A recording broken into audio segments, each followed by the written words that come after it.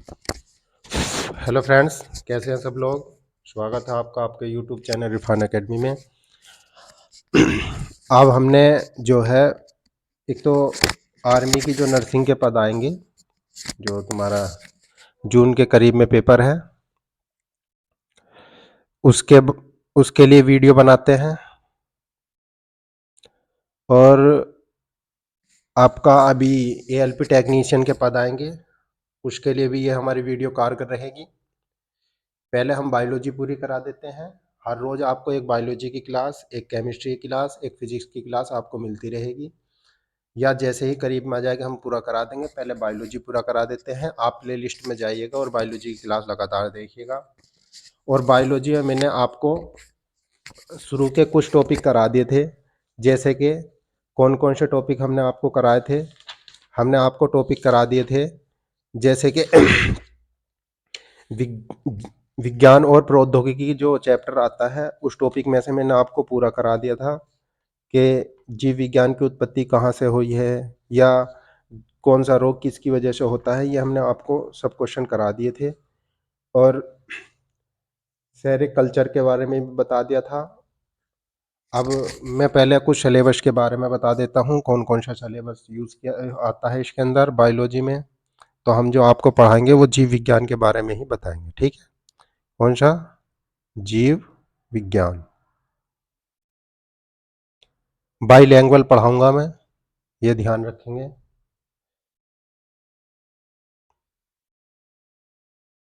Biology के बारे में हम आपको पढ़ाते हैं, ठीक है। स्पेलिंग पे या हिंदी पे नहीं जाएगा, क्योंकि आपको तो सिर्फ क्वेश्चन अटेम्प्ट करने हैं, ये बात की गारंटी देता हूँ मैं आपका। बीएससी नर्स या तो जो आर्मी नर्सिंग के पद आते हैं उसमें, और आपका एएलपी टेक्नीशियन में आपका एक भी क्वेश्चन यहाँ से बाहर नहीं आएगा। मैं आपको ऐसी बायोलॉजी पढ़ाऊंगा, ऐसे ही फिजिक्स पढ़ाऊंगा और ऐसे ही केमिस्ट्री पढ़ाऊंगा। कहीं पर भी आपको पेड कोर्स लेने की ज़रूरत नहीं है, आप अच्छे से अच्छा कर सकते हैं, ठीक है। पहले मैं इसमें सिलेबस के बारे में बात करता हूँ। तो सिलेबस में क्या क्या आता है, कुछ टॉपिक लिखवा देता हूँ। जैसे इसमें कुछ 10 से 12 टॉपिक इंपॉर्टेंट है। पहला टॉपिक आता है इसका इंट्रोडक्शन।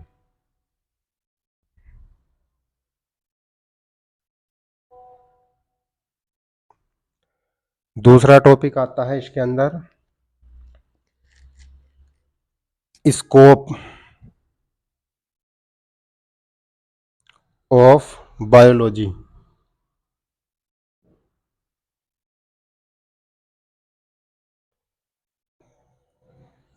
जीव विज्ञान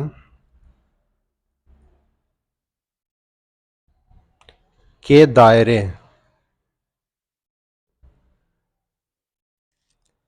तीसरा टॉपिक आएगा आपको सेल, मतलब कोशिका। ये बहुत बड़ा टॉपिक है और अधिकतर हर एग्जामों में से सबसे ज्यादा क्वेश्चन आपके सेल से ही मिलते हैं। फिर आता है टिश्यू। टिश्यू होता है तुम्हारे पास उत्तक। फिर आपको क्वेश्चन मिलेगा टैक्सोनॉमी से।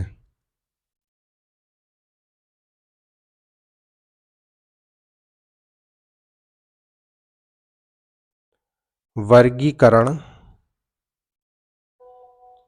विज्ञान।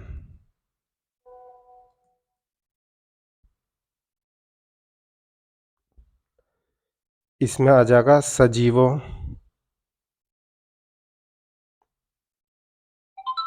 का वर्गीकरण।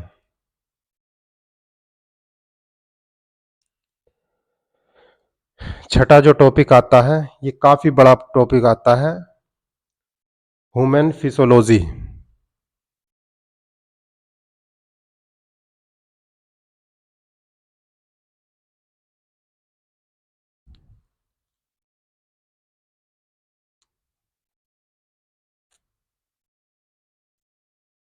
मानव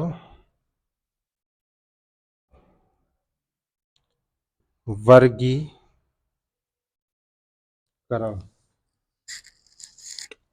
इसमें क्या क्या से, इसमें कौन कौन से टॉपिक आते हैं। इसमें टॉपिक आते हैं आपका एक तो आगा ब्लड ग्रुप,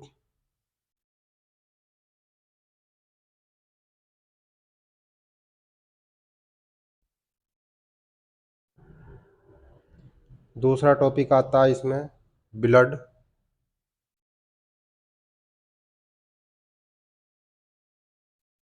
तीसरा टॉपिक इसमें आता है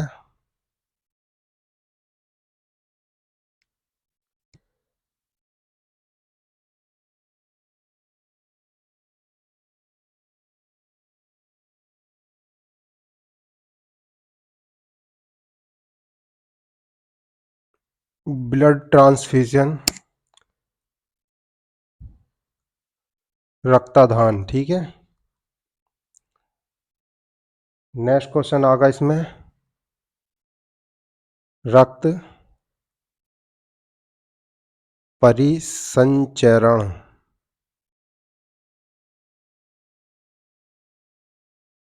नेक्स्ट टॉपिक आगा श्वसन तंत्र।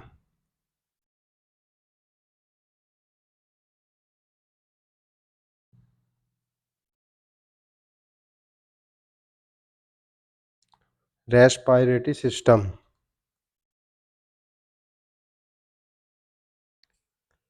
फिर आगा आपका रिप्रोडक्शन मतलब प्रजनन।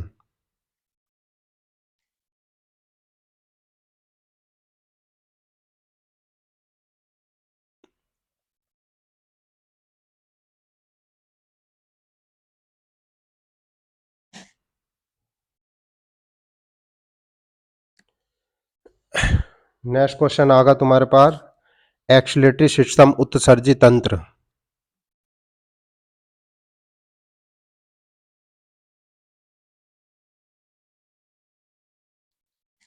फिर आगा पाचन तंत्र।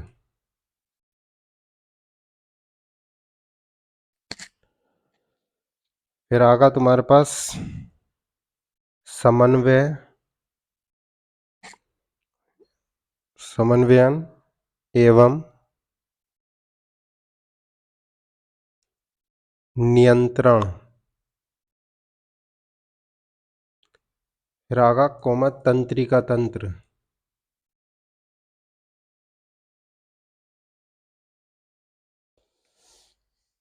फिर आगा आपका अंत श्रावी तंत्र।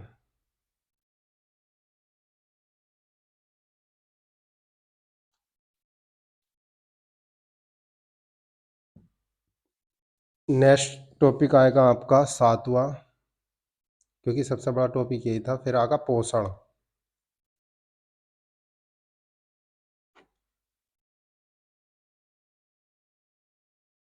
नेक्स्ट टॉपिक आगा आपका बीमारी, जितनी भी डिसीज होंगी उसके बारे में हम जिक्र करेंगे। ठीक है, बीमारियों के बीच में ही हम यही पढ़ेंगे टीके, और यही पढ़ेंगे हम जांच।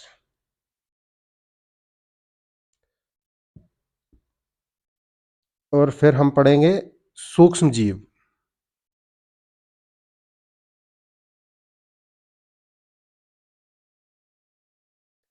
फिर पढ़ेंगे हम मित्र, सूक्ष्म जीव, क्योंकि मित्र भी होते हैं और शत्रु भी होते हैं। कैसे होते हैं मित्र जीव? सूक्ष्म मित्र भी होते हैं और शत्रु भी होते हैं। इसमें पढ़ेंगे कुछ मित्र होंगे और कुछ क्या होंगे, हमारे शत्रु होंगे, दोनों पढ़ लेंगे हम। फिर हम पढ़ लेंगे प्रजनन, वो भी किसमें? पौधों में। इसमें भी कितने प्रकार का होता है? 2 प्रकार का। नंबर 1 पढ़ेंगे इसमें हम पेड़ पौधों में लैंगिक प्रजनन। पेड़ पौधों में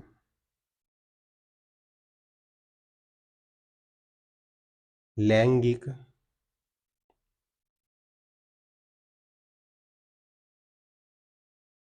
प्रजनन। फिर पढ़ेंगे हम दूसरा, पेड़ पौधों में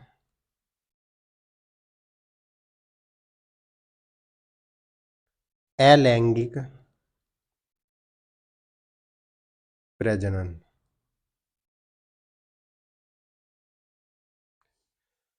11वां टॉपिक पढ़ेंगे हम वनस्पति।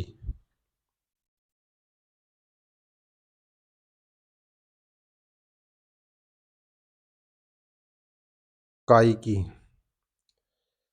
12वां टॉपिक पढ़ेंगे हम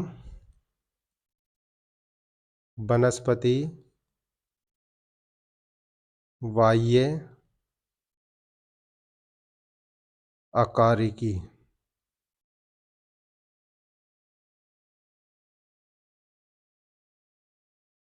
पर पढ़ेंगे हम आनुवंशिकता।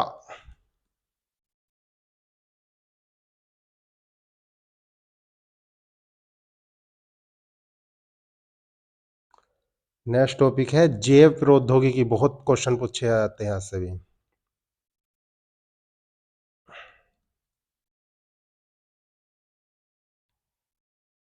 नेक्स्ट टॉपिक है आपका 15वां विषाणु मतलब वायरस और वायरोसाइड।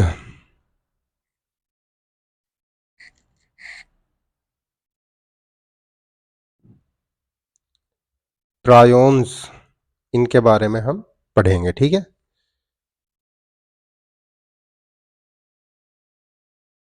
इसके बाद हम पढ़ेंगे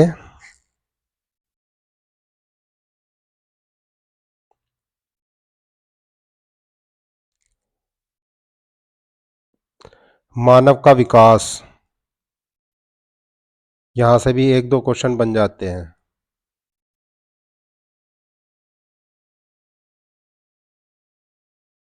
इसके बाद हम पढ़ेंगे पर्यावरण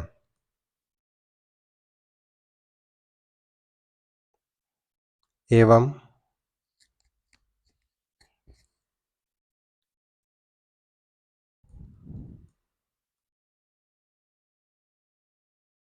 पारिस्थितिकी विज्ञान। 18वें टॉपिक पे पढ़ लेंगे हम विविध। तो हमें जो पढ़ने हैं वो इतने टॉपिक पढ़ने हैं, ठीक है। आज जो हम पढ़ेंगे हमने कुछ टॉपिक करा दिए थे, जितना करा दिया है उसको तैयार कर लीजिएगा। आज हम साइंस की इंट्रोडक्शन से करें, एक एक टॉपिक में पूरा कराऊंगा आपको और इंशाल्लाह आपका कोई क्वेश्चन भी नहीं बचेगा, ठीक है। आ जाओ चालू करते हैं हम इंट्रोडक्शन। पहला टॉपिक पढ़ेंगे हम कौन सा, इंट्रोडक्शन का।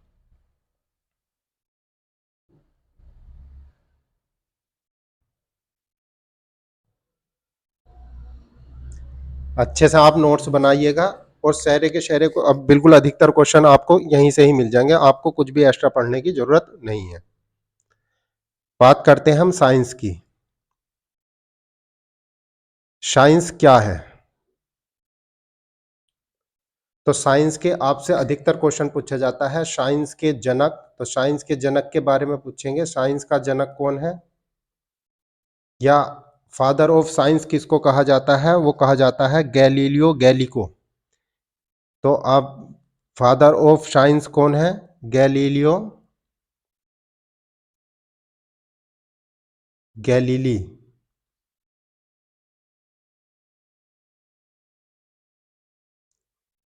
तो फादर ऑफ साइंस किसको कहा जाता है, गैलीलियो गैलीली को फादर ऑफ साइंस कहा जाता है, ठीक है। और ये शब्द कहां से लिया गया है, ये शब्द लैटिन भाषा के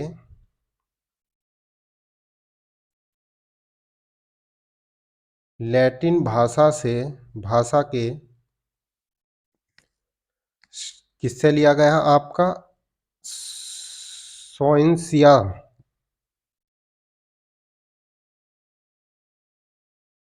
से लिया गया है।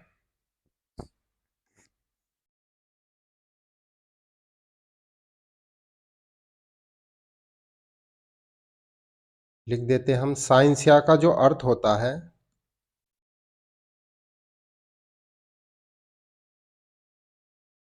इसका जो आपको अर्थ है, इसका अर्थ है पूछा जाता है, साइंसिया का अर्थ होता है सूचना और ज्ञान। तो अब हम साइंस किसे कहते हैं बच्चे? साइंस कहते हैं किसी सूचना का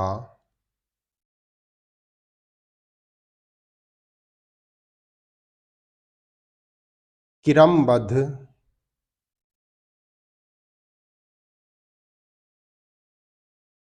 ज्ञान ही विज्ञान कहलाता है।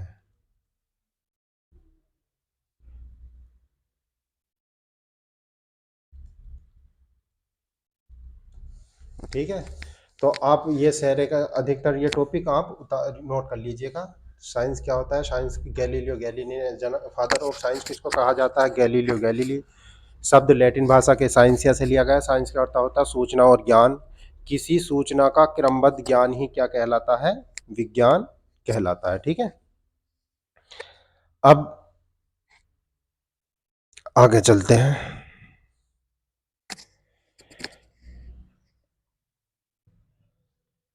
अब करते हैं हम बायोलॉजी।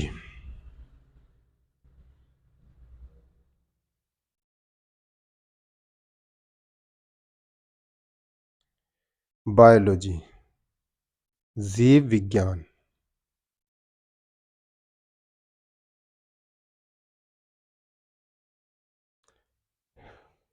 जीव विज्ञान में बायो, बायो का जो अर्थ होता है वो होता है लिविंग, सजीव।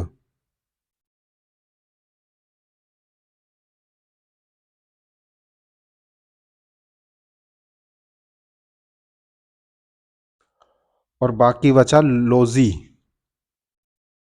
LOGY। इसका जो अर्थ होता है, ये जो शब्द जो लिया गया है आपका,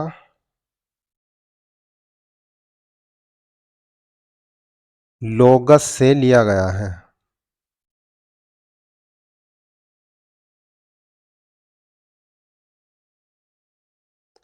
इसका अर्थ होता है अध्ययन करना।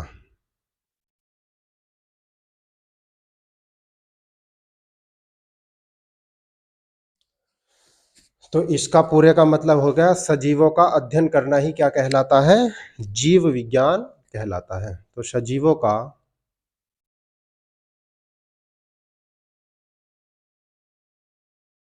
अध्ययन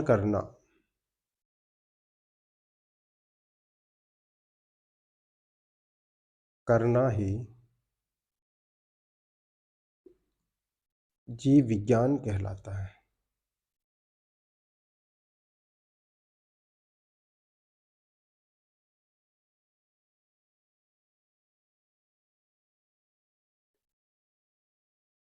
कई बार क्वेश्चन पूछा गया, बायो का मतलब होता है सजीव और लिविंग का मतलब लोजी जो है वो शब्द लोगस से लिया गया है, जिसका अर्थ होता है अध्ययन करना। तो सजीव का अध्ययन करना ही जीव विज्ञान या बायोलॉजी कहलाता है। ठीक है, अब क्वेश्चन आपसे पूछा जाता है, बायोलॉजी के जनक या फादर ऑफ बायोलॉजी किसको कहा जाता है?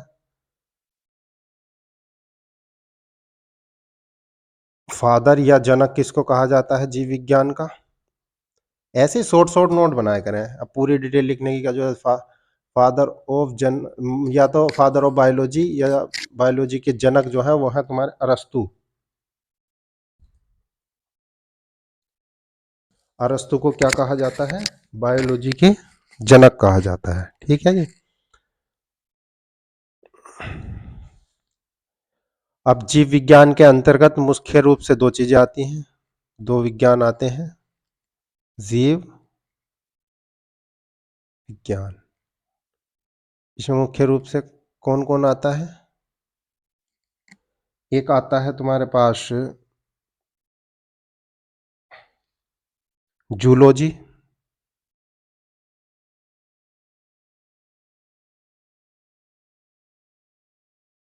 और एक आता है आपके पास बॉटनी।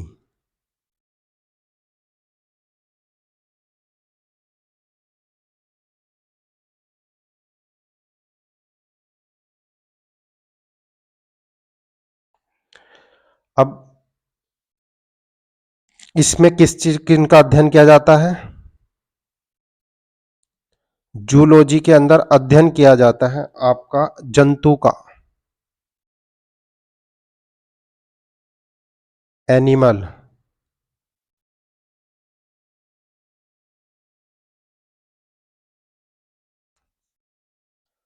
और इसके फादर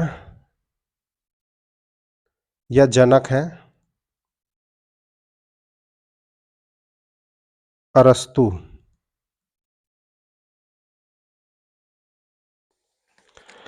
और इसके अंदर अध्ययन किया जाता है आपका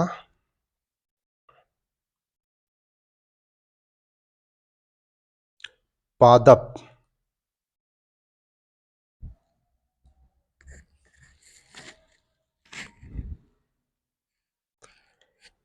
पेड़ पौधों का अध्ययन, ठीक है नहीं? पेड़ पौधों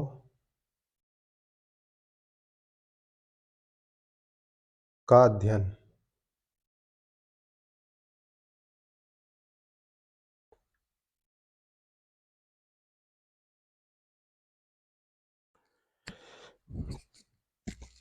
इसके अंदर क्या होता है? पेड़ पौधों का अध्ययन किया जाता है। अब बोटनी के जनक कौन है आपके पास? बहुत इंपॉर्टेंट क्वेश्चन है। बोटनी के जनक है थियोफेस्टस।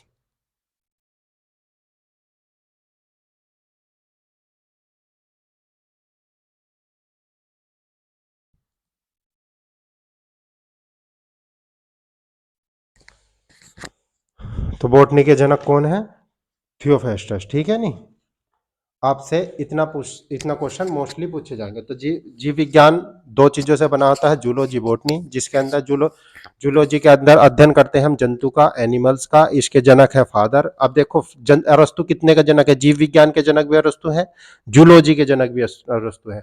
और बॉटनी के अंदर पादपों का अध्ययन किया जाता है, पेड़ पौधों का अध्ययन किया जाता है। इसके जनक कौन है? थियोफेस्टस। आपसे क्वेश्चन पूछा जाएगा, बॉटनी के फादर थियोफेस्टस। फादर भी क्वेश्चन लिखा मिल सकता है, जनक भी क्वेश्चन लिखा मिल सकता है। अब आपको अरस्तु के बारे में बात करते हैं, ठीक है?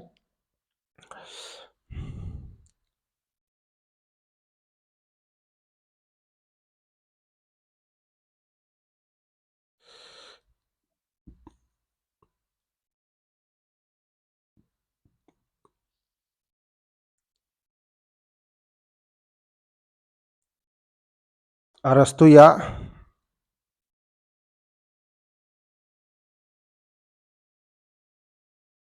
एरिस्टोटस।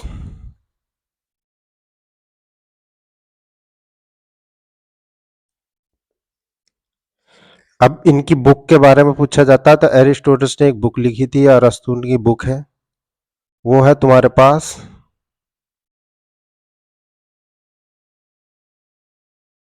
हिस्टोरिया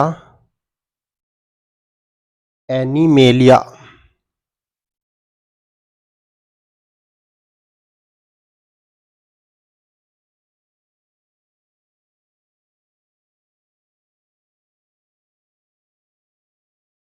तो अरस्तु की जो बुक है वो कौन सी है? Historia animalia. अब इन्होंने कितनी प्रजातियों के बारे में इसमें अध्ययन किया था? लगभग 500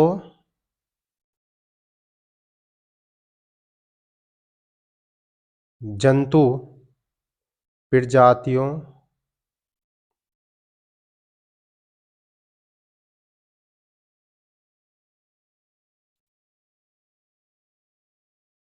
का वर्णन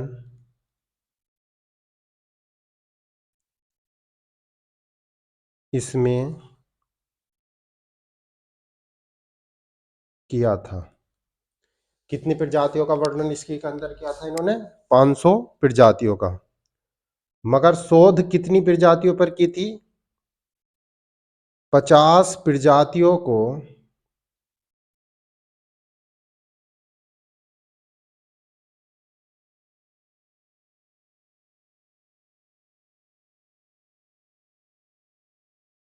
अंदर से देखा था।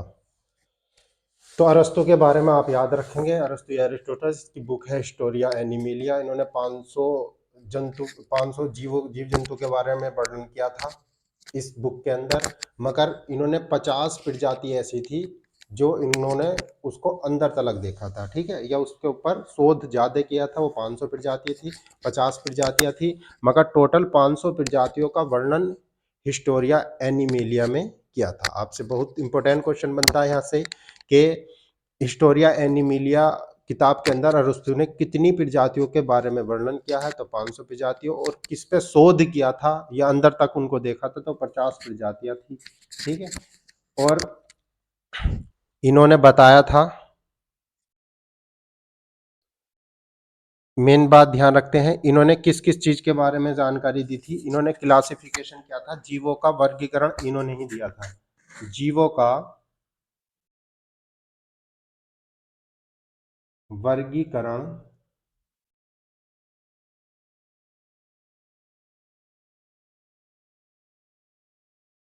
किया था अरस्तु ने। और क्या किया था, जीवों का वर्गीकरण भी इन्होंने ही किया था, ठीक है। अब और अरस्तु ने क्या क्या बताया था,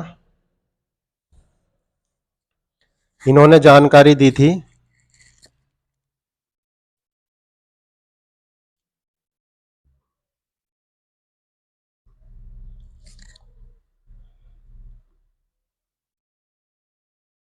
इन्होंने ही बताया था शार्क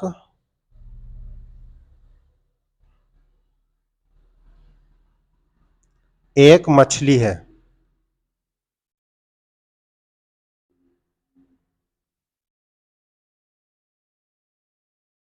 जो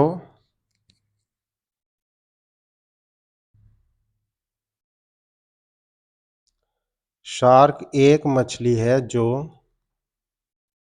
बच्चे देती है।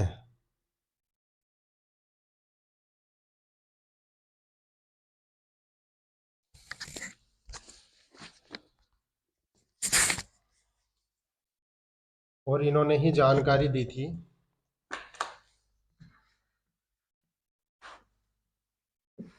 कि शार्क के अंदर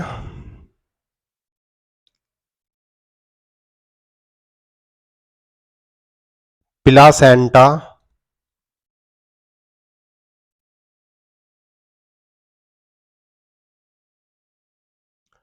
अनुपस्थित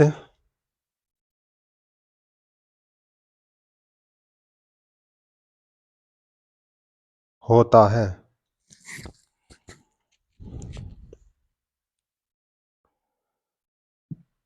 दूसरा टॉपिक, दूसरा पॉइंट लिखते हैं।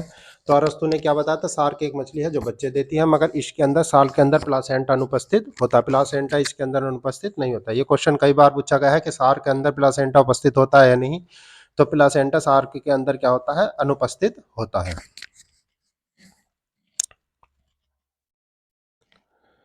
मगर बात करते हैं हम डॉल्फिन की।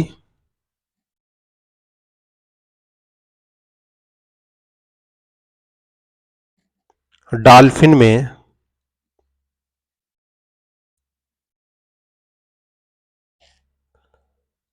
स्तनधारियों की भांति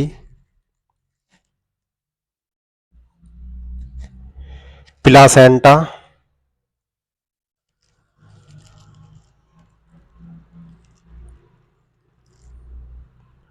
उपस्थित होता है।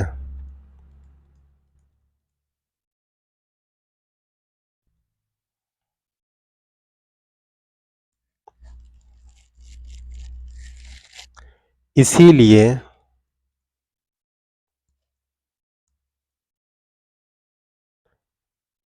इसको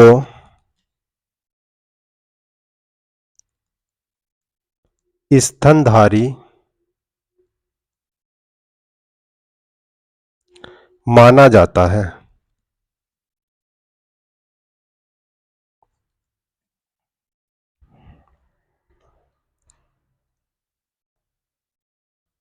अंडों में चूजा के प्लासेंटा का वर्णन बताया।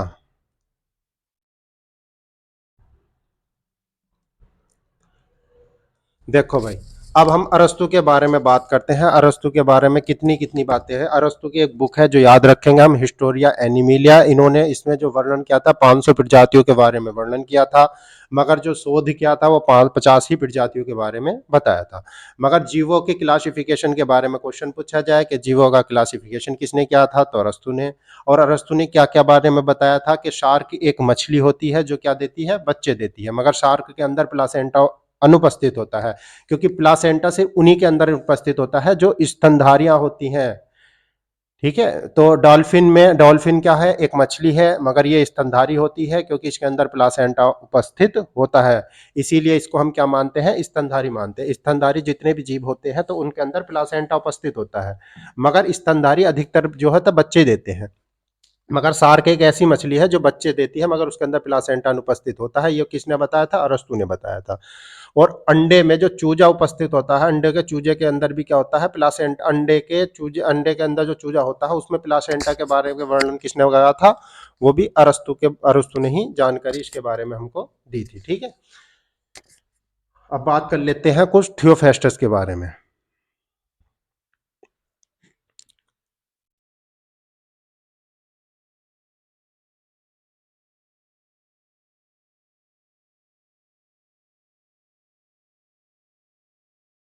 हम जानते हैं थियोफेस्टस किसके जनक थे।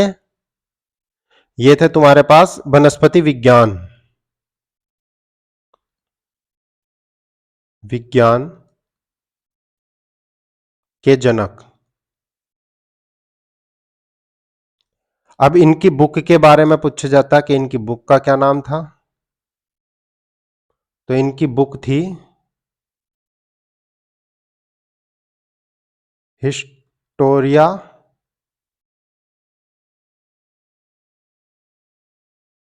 प्लांटेनम। इन्होंने भी कितने 500 पेड़ पौधों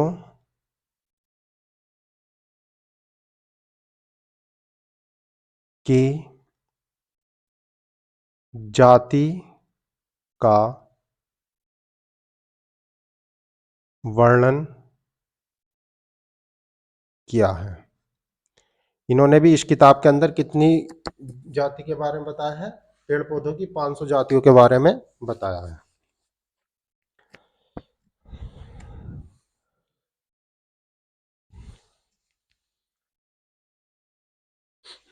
चलो अब देखते हैं।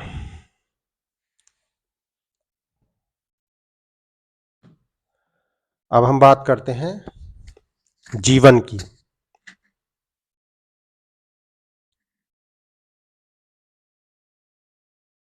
लाइफ।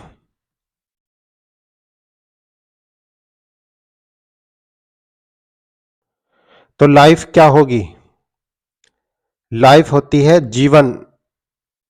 जीवन किस किस में होता है, एक जीवाणु में,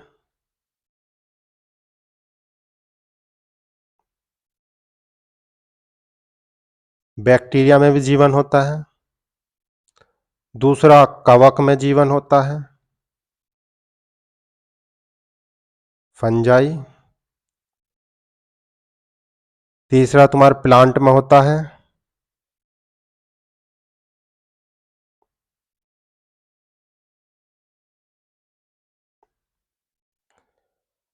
और आपका जंतु,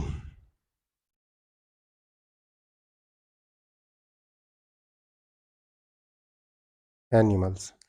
तो किस किस में लाइफ, किस किस में जीवन होता है, जीवाणु में, कवक में, पेड़ पौधों में और जीव जंतु में। सिर्फ इसी के अंतर्गत इन्हीं में जीवन होता है। मगर एक आता है तुम्हारे पास विषाणु, जिसको हम अलग से नोट करके लिखवाते हैं। ये है विषाणु, वायरस।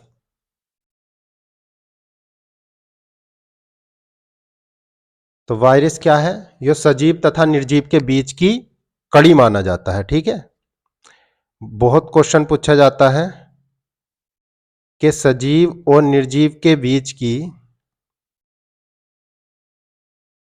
संयोजक कड़ी किसको कहा जाता है।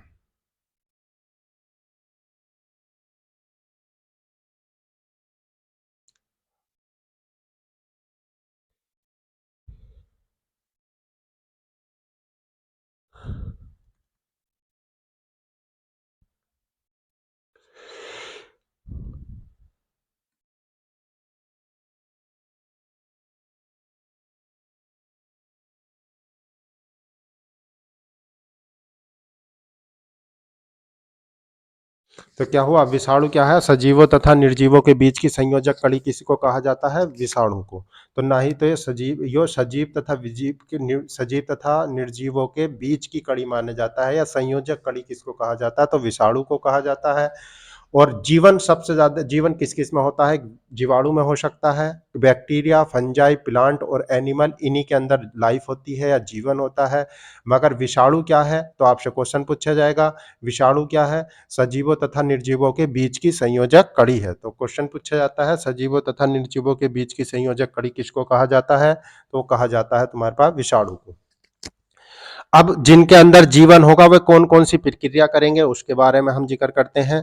तो जीवन होगा तो उसके बारे में प्रक्रिया, उसके बारे में जिक्र करते हैं। तो अगर जीवन है तो क्या क्या कर सकते हैं, तो जीवन है तो वे क्या क्या कर सकते हैं, एक तो रेस्पायरेटरी कर सकते हैं, एक प्रजनन कर सकते हैं, उत्सर्जन कर सकते हैं, और तुम्हारे पास उपचयन कर सकते हैं, मेटाबॉलिज्म, मूवमेंट, गति कर सकते हैं, और पोषण कर सकते हैं।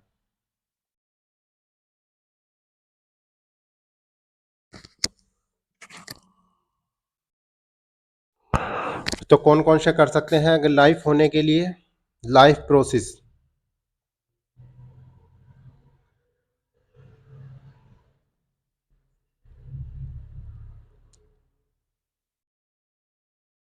जैव प्रकर्म, इसके कारक क्या क्या होते हैं। नंबर एक,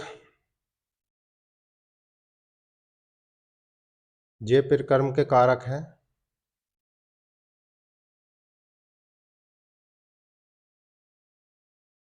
रेस्पायरेशन, श्वसन, फिर होता तुम्हारे पास रिप्रोडक्शन, प्रजनन,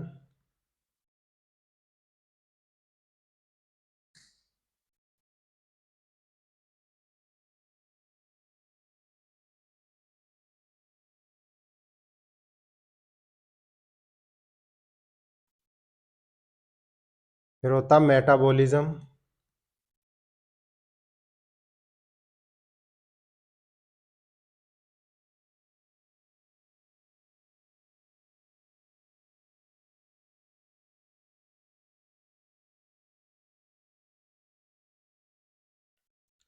मूवमेंट होगा, गति,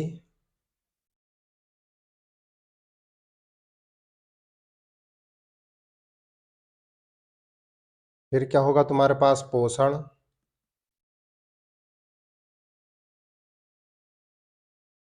अब इसके द्वारा भी क्या होता है तुम्हारे पास, वृद्धि होती है एक तो, एक होता है तुम्हारे पास ध्वस्तीकरण,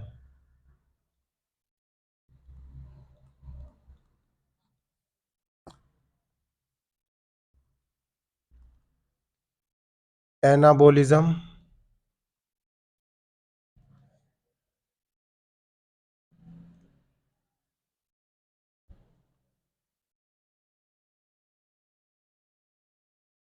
एंटोबोलिज्म। ठीक है, तो बस आप ज्यादा से ज्यादा इसमें क्या याद रखेंगे, इसमें कारक क्या होते हैं, जो श्वसन करेगा उसके अंदर जीवन होगा, जीवन जिसके भी अंतर्गत जीवन होगा वो श्वसन करेगा, प्रजनन करेगा, उपापचय क्रिया करेगा, उपचय क्रिया करेगा, गति करेगा, पोषण करेगा। ठीक है, और इनकी इसी के द्वारा वृद्धि होगा, ध्वस्तीकरण होगा। ये किस में आता है तुम्हारे पास, लाइफ प्रोसीजर में आता है। तो अब जो भी सजीव होंगे जिनके अंदर जीवन होगा वो यही प्रक्रिया आपके करेंगे जरूर। इसके बारे में अब हम जो है बात करते हैं।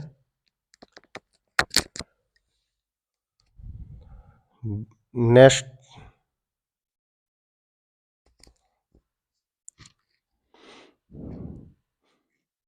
ये आता है फिर जीवाणु। कुछ जीवाणु के बारे में बता देते हैं हम आपको। बैक्टीरिया,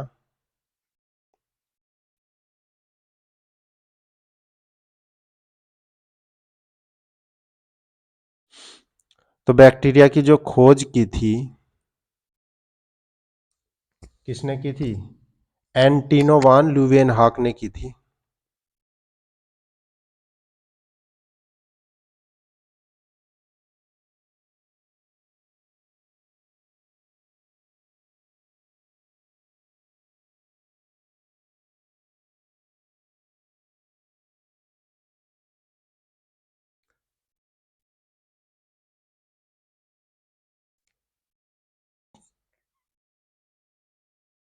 इन्हीं को कहा जाता है जीवाणु विज्ञान का जनक।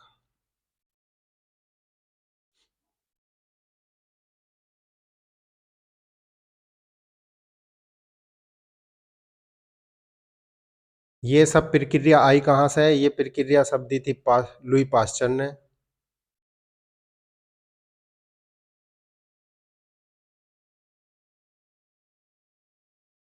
और लुई पास्चर ने क्या दी थी? दूध की पाश्चुरीकरण क्रिया भी इन्होंने दी थी। दूध की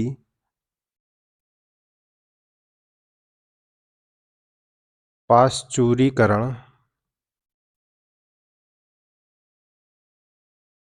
प्रक्रिया दी। किसने? लुई पास्चर ने। यह पाश्चुरीकरण प्रक्रिया होती क्या है? यदि हम दूध को 70 डिग्री ताप तक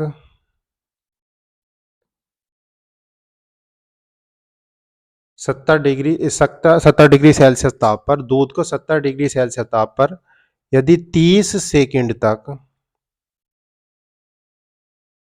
गर्म कर दें तथा ठंडा कर दें, तथा तुरंत ठंडा कर दें,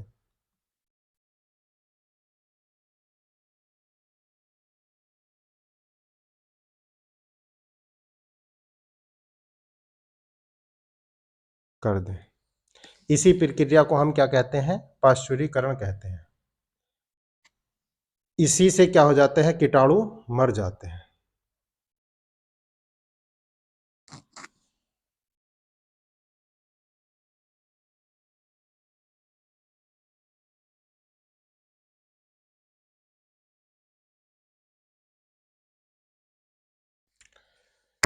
अब हमने इतना करवा दिया। अब कल से जो हम टॉपिक पढ़ाएंगे वो पढ़ाएंगे कोशिका सिद्धांत। ठीक है, आप इसको नोट कर लीजिएगा, अच्छे से तैयार कीजिएगा, आपका हो जाता। देखो पास आपसे क्वेश्चन पूछा जाता है, पहली बार तो जीवाणु किसने खोज की थी? एंटोनियो वान लुवेनहाक ने। जीवाणु विज्ञान का जनक भी इन्हीं को कहा जाता है।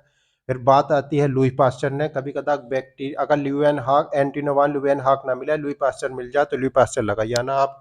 मगर लुई पास्चर ने मेन प्रक्रिया कौन सी दी थी? दूध की पाश्चुरीकरण प्रक्रिया दी थी। आपसे क्वेश्चन पूछा जाता है दूध की पाश्चुरीकरण प्रक्रिया क्या होती है? तो दूध को 70 डिग्री सेल्सियस ताप पर 30 सेकंड तक गर्म कर दो तथा तुरंत ठंडा कर देते हैं।